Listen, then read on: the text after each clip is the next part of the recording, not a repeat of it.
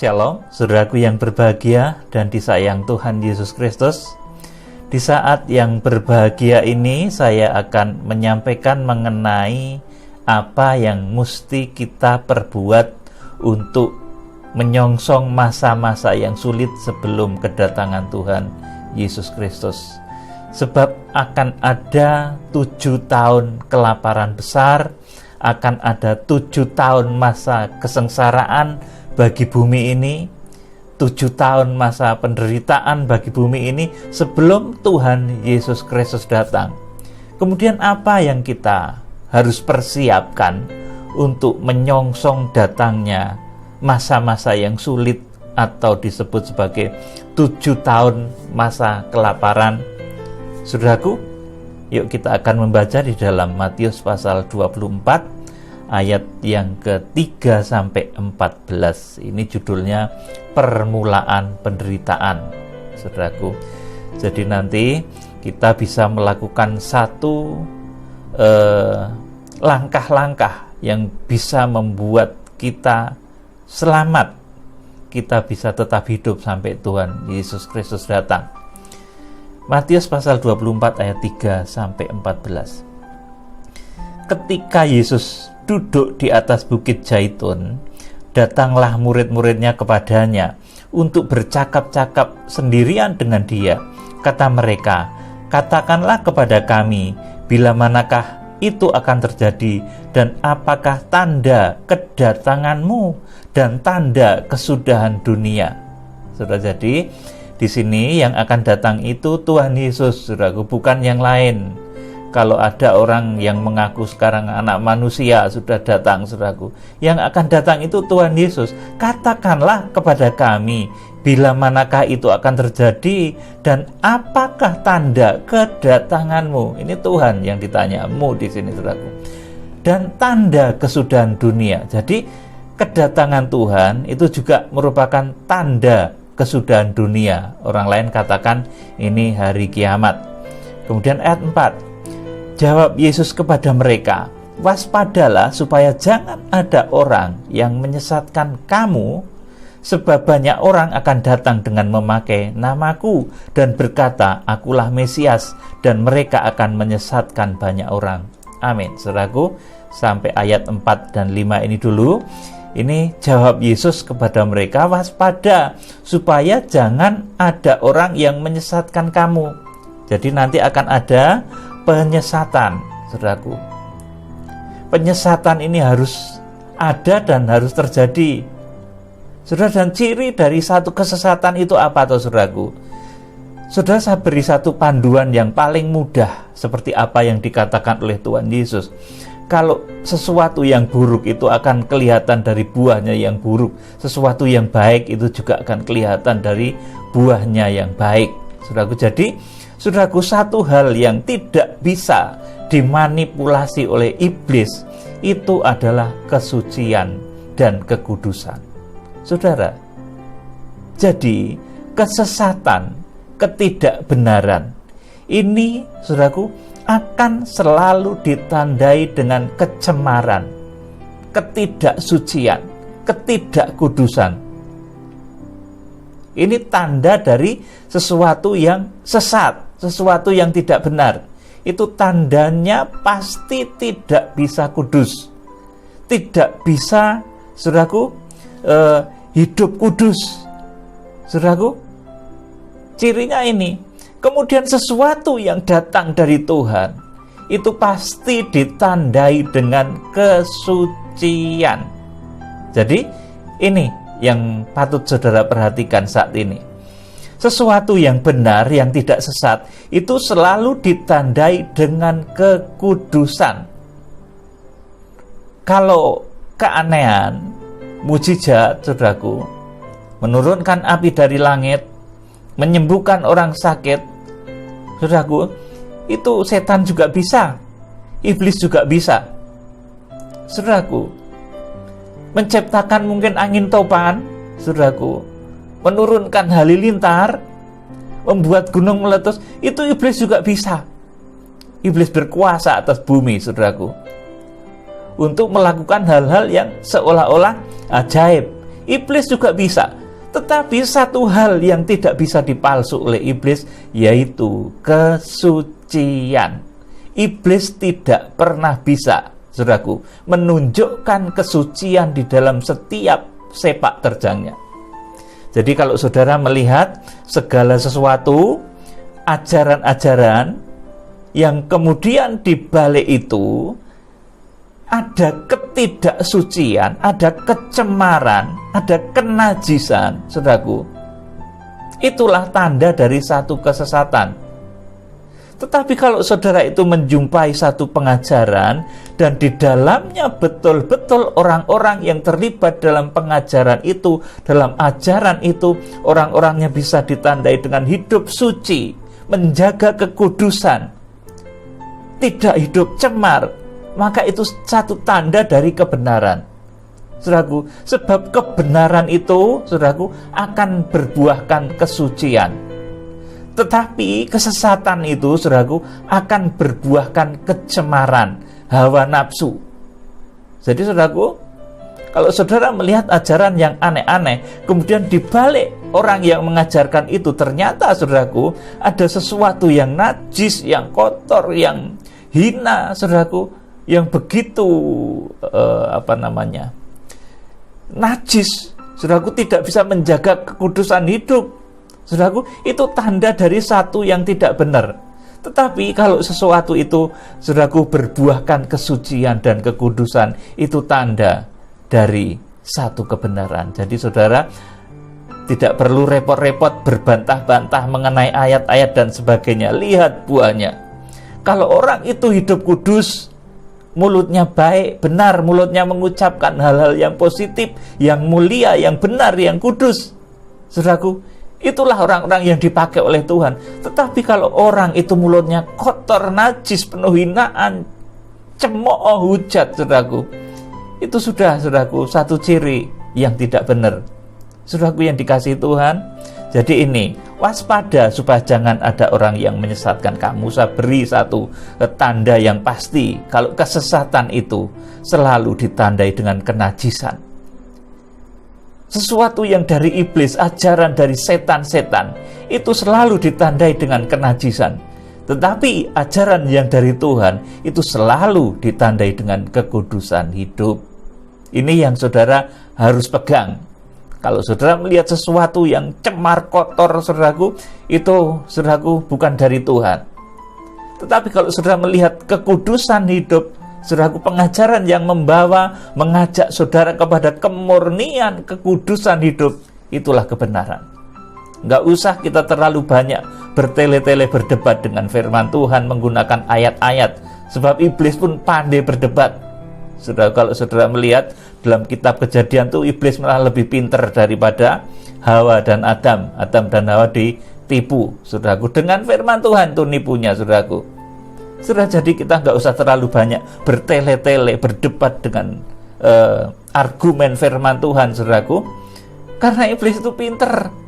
Adam dan Hawa kalah debat, saudaraku. Yang saudara harus ketahui bahwa sesuatu yang datang dari Tuhan itu adalah kekudusan, dan sesuatu yang datang dari setan itu adalah kenajisan, kekotoran, mulut yang kotor, mulut yang penuh hujat. Itu sesuatu yang tidak benar. Saudara yang dikasihi Tuhan, saya lanjutkan. Ini yang pertama, akan banyak, saudaraku, penyesatan. Dan penyesatan sudah saya beri satu clue, satu petunjuk bahwa penyesatan itu, saudara, kesesatan itu ditandai dengan kenajisan, tidak bisa berbuahkan kekudusan.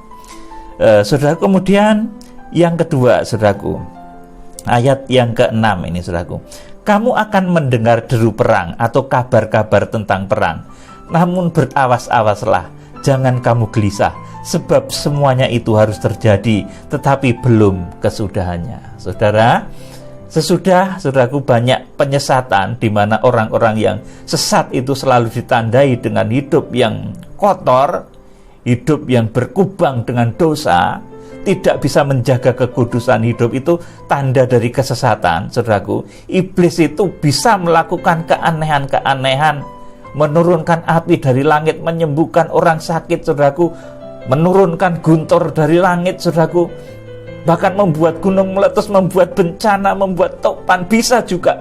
Tetapi menghadirkan kesucian dan kekudusan, iblis tidak pernah bisa. Saudara yang dikasihi Tuhan, saya lanjutkan. Ini selanjutnya, tanda yang selanjutnya, kamu akan mendengar deru perang atau kabar-kabar tentang perang. Namun berawas-awaslah, jangan kamu gelisah, sebab semuanya itu harus terjadi, tetapi itu belum kesudahannya. Saudara, nanti memasuki 7 tahun terakhir, nanti akan ada deru perang. Bangsa akan bangkit melawan bangsa. Jadi akan ada semacam ketegangan, bahkan perang, semacam perang dunia yang kedua dulu, tapi nanti perang wujudnya adalah perang dunia yang ketiga di Wahyu pasal yang ke-6 ayat yang ke-7 sampai 8. Saudara, di sana nanti akan ada deru perang, saudaraku, dan korbannya nanti 1/4 penduduk bumi. Saudara, tapi itu jangan membuat saudara gelisah juga kalaupun itu nanti terjadi.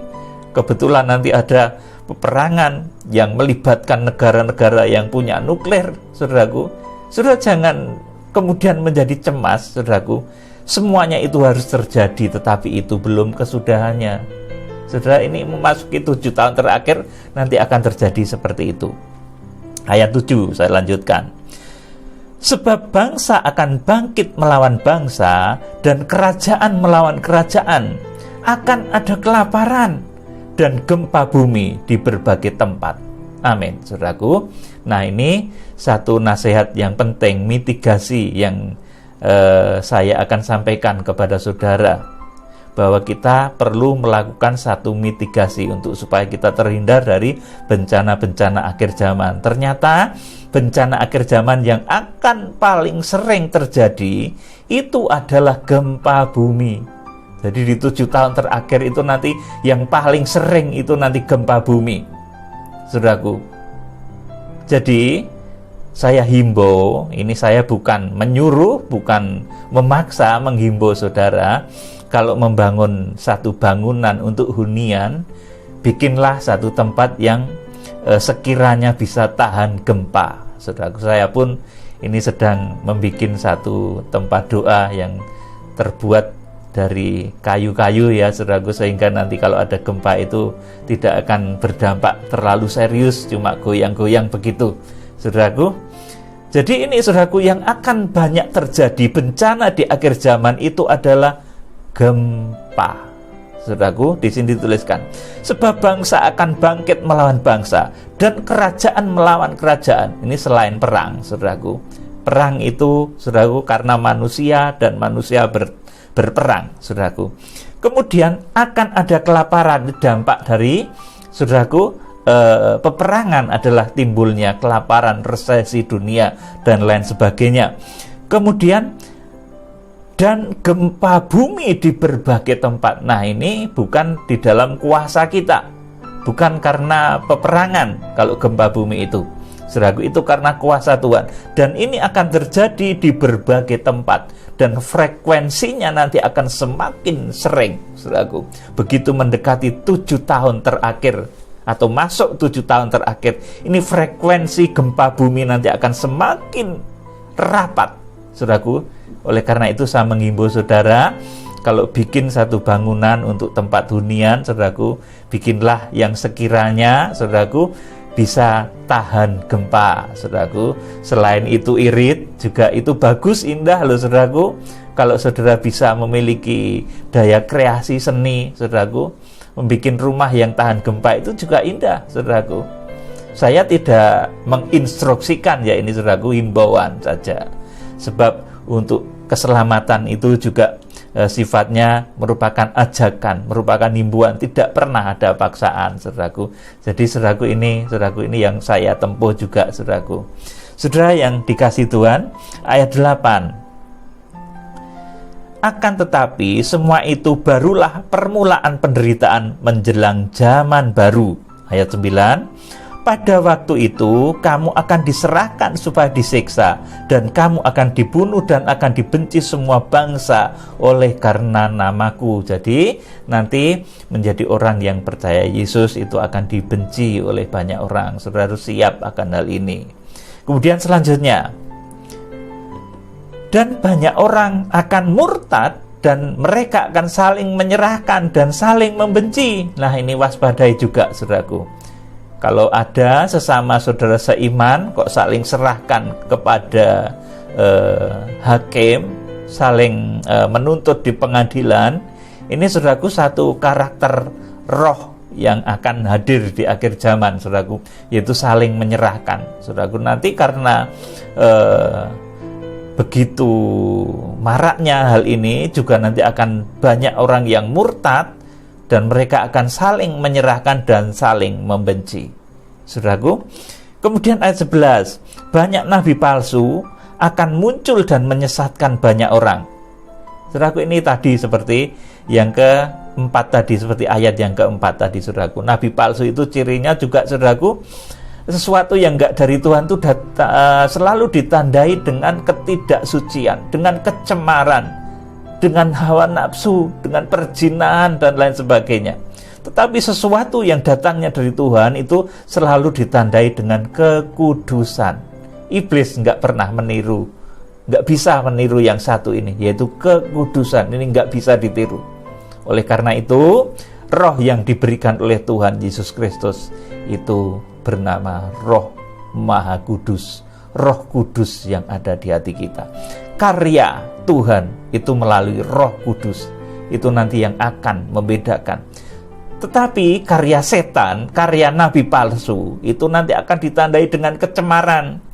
Orang yang ikut ajarannya nabi palsu itu pasti cemar-cemar, pikirannya cabul-cabul, pikiran dunia semua. Saudaraku, pikirannya penuh hawa nafsu. Itu pengikut nabi palsu itu pikirannya seperti itu. Mulutnya penuh hujat, dikit-dikit hujat, mencela ini, mencela itu, saudaraku. Itu pengikut nabi palsu, itu cirinya seperti itu.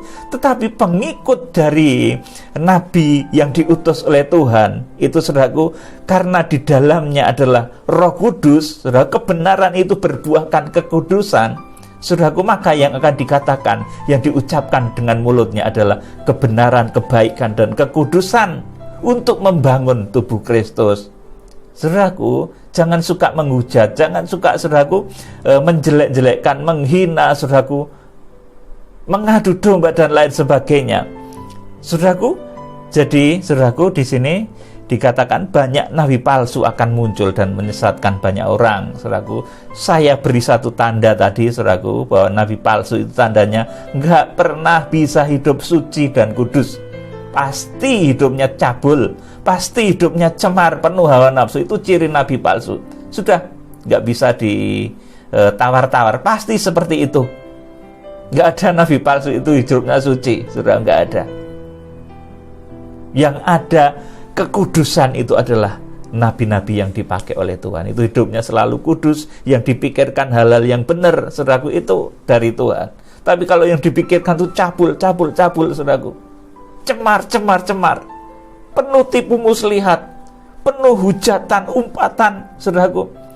Kalau menerima ajaran seseorang itu menjadikan mulutnya itu suka menghujat orang lain, saudaraku, itu ciri dari orang nggak benar. Saudaraku yang dikasih Tuhan, kita akan lanjut, saudaraku, ayat yang ke-12. Dan karena makin bertambahnya kedurhakaan, maka kasih kebanyakan orang akan menjadi dingin. Jadi nanti kasih akan menjadi dingin, saudaraku. Tidak ada lagi kasih yang menggebu, saling mengasihi. Jadi nanti orang itu cuek, saudaraku, melihat orang menderita, melihat orang sengsara, itu sudah nggak ada lagi gerakan untuk menolong, saudaraku. Ini kasih yang dingin itu seperti itu, saudaraku. Kemudian, saudaraku, tetapi orang yang bertahan sampai pada kesudahannya akan selamat. Ayat 14, perhatikan. Dan Injil kerajaan ini akan diberitakan ke seluruh dunia menjadi kesaksian bagi semua bangsa. Sesudah itu barulah tiba kesudahannya. Amin, saudaraku. Jadi nanti terakhirnya sebelum Tuhan Yesus Kristus datang, Injil ini harus diperdengarkan ke seluruh penjuru bumi. Entah orang mau terima atau tidak, tetapi Injil harus diberitakan ke seluruh penjuru bumi. Saudaraku, jadi kalau ini sudah terjadi, saudaraku, dan untuk memberitakan Injil ke seluruh penjuru bumi, ini, saudaraku, kita harus melalui media-media yang Paling bagus ya saudaraku, kita harus menjangkau bangsa-bangsa. Kalau saudara secara manual mendatangi satu persatu orang-orang di berbagai belahan dunia ini, saudaraku, akan lama sekali. Tetapi ketika saudara menggunakan fasilitas yang Tuhan beri, saudaraku, saudara akan bisa menjangkau seluruh ujung bumi. Injil akan diperdengarkan ke seluruh penjuru bumi, dan Injil kerajaan ini akan diberitakan ke seluruh penjuru bumi. Barulah tiba kesudahannya. Saudaraku yang dikasihi Tuhan Yesus Kristus, jadi Matius pasal 24 ayat 3 sampai 14 ini, sebelum kedatangan Tuhan ini, saya catat tadi ada 6 poin pokok. Akan ada penyesatan. Dan ciri penyesat itu, saudaraku, hidupnya tidak kudus. Dan ciri orang yang benar itu hidupnya kudus. Saudaraku, jadi ciri sesuatu yang sesat itu hidupnya nggak kudus, pasti itu, saudaraku. Kemudian yang kedua, akan ada deru perang, kabar perang. Bangsa bangkit melawan bangsa. Kemudian ada kelaparan. Kemudian yang saudara harus perhatikan, nanti akan banyak sekali gempa bumi. Oleh karena itu, ini yang menjadi saran saya, himbauan saya, bangunlah bangunan-bangunan yang tahan gempa, saudaraku. Kemudian ayat poin yang ketiga, ini orang akan dibenci karena nama Yesus. Jadi kalau percaya kepada Yesus itu nanti akan dibenci banyak orang. Kemudian yang selanjutnya, ini banyak orang akan murtad kemudian saling menyerahkan, saudaraku. Sesama seiman saling serahkan ke menuntut ke pengadilan, kemudian menyerahkan ke penjara, saudaraku, padahal sesama seiman. Kemudian selanjutnya, saudaraku, banyak nabi palsu, saudaraku. Seperti tadi ini, seperti di ayat yang keempat dari Matius pasal 24 tadi, saudaraku. Nabi palsu itu cirinya juga tidak kudus, saudaraku. Sekalipun pengajarannya luar biasa, ajarannya, saudaraku, tiring-tiring dalam bahasa Jawanya begitu, saudaraku. Iblis juga pinter, saudaraku. Lebih pinter dari Adam dan Hawa waktu itu. Sampai Adam dan Hawa itu ditipu. Nipunya bukan dengan kata-kata iblis sendiri, tetapi dengan firman Tuhan yang diputar balikkan. Saudaraku, jadi ciri dari nabi palsu itu hidupnya adalah cemar, tidak bisa hidup kudus. Itu ciri pasti nabi palsu, saudaraku. Dan ciri dari nabi yang dipakai oleh Tuhan, di dalamnya ada Roh Kudus. Roh yang membuat hidup seseorang itu semakin kudus, saudaraku, dikuduskan. Dan tentunya kita dikuduskan oleh darah Kristus, saudaraku. Melalui pengorbanan Kristus kita menjadi semakin dikuduskan, dimurnikan, saudaraku, laksana pelita emas. Kemudian yang keenam, Injil akan diberitakan ke seluruh dunia. Nah, media seperti YouTube, saudaraku, seperti Facebook dan lain sebagainya bisa kita pakai untuk menjangkau seluruh penjuru bumi, saudaraku, sebelum bumi ini dikuasai oleh Antikris selama 3,5 tahun terakhir sebelum kedatangan Tuhan Yesus Kristus. Salam penuaian, Tuhan Yesus Kristus memberkati. Haleluya. Amin.